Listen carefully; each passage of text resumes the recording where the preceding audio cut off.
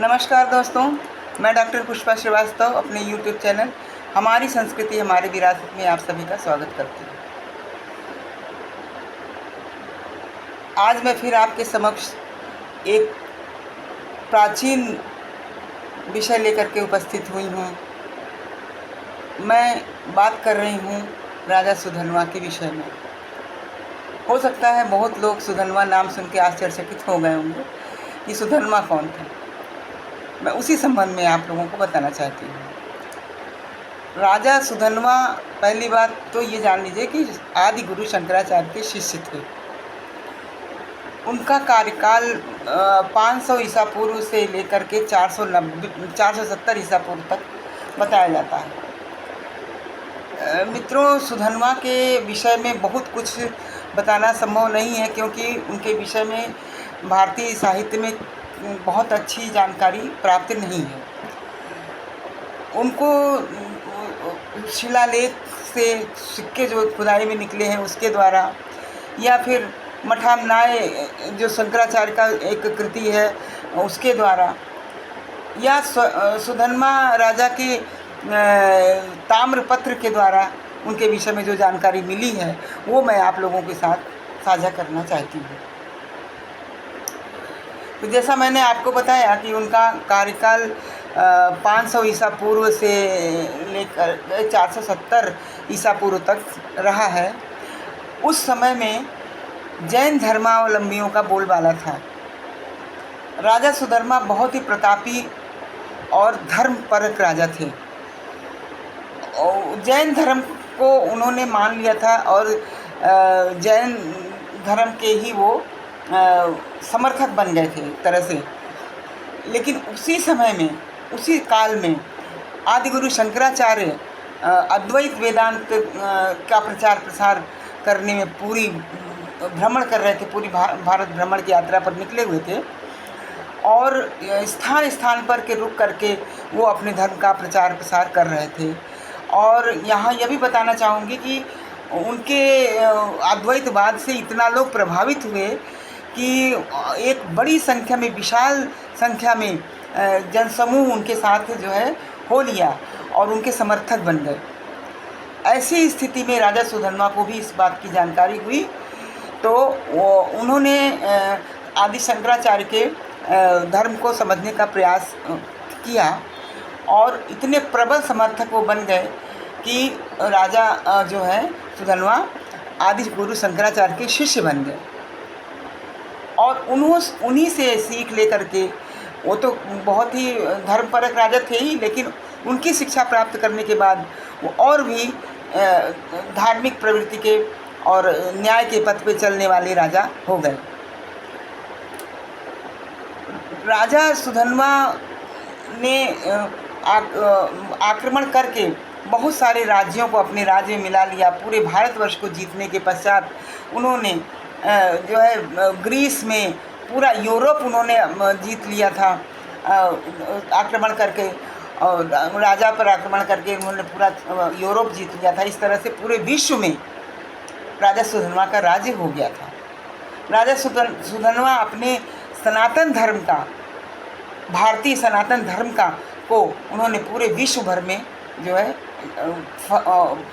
फैला दिया था। यह सब इसके पीछे आचार्य शंकर का सीख और राजा सुधन्वा की वीरता, शौर्य था इसके पीछे।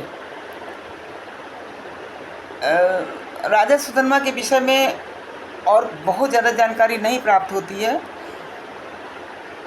बस इतना ही कहना चाहूँगी कि एक ऐसे राजा, भारतीय राजा थे जो कि विश्व विजयी होकर के पूरे संसार में उन्होंने भारतीय सनातन धर्म का झंडा जो है फहराया था।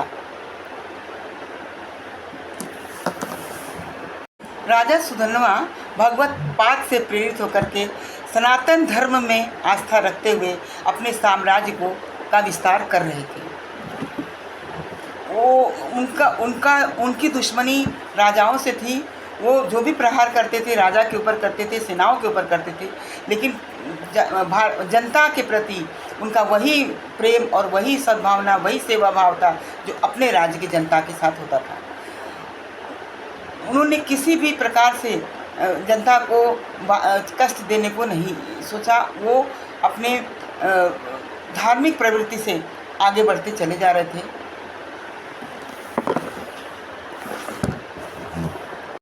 राजा सुधन्वा से विश्व के सभी साम्राज्य थर्राने लगे थे। उनकी इसके प्रति इसके पीछे आदि गुरु शंकराचार्य का हाथ था। वो शंकराचार्य के बताए हुए रास्ते पर ही चलते थे।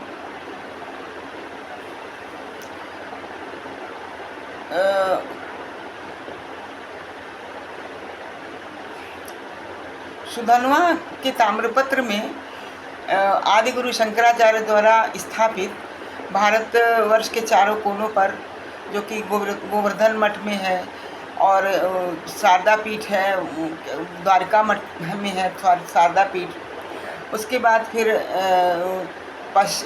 उत्तर में है ज्योतिर्मठ,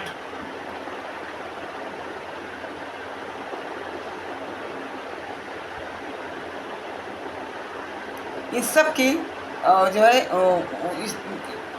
इन सब के विषय में बताया गया है। और इन चारों मठ पे प्रथम शंकराचार्य जो हुए उनके विषय में भी बताया गया है कि सबसे पहले जो है कौन हुए। मित्रों, शंकराचार्य के शिष्य होने के कारण इन्होंने जो भी काम किया बड़ी ही धार्मिक रीति नियम से किया।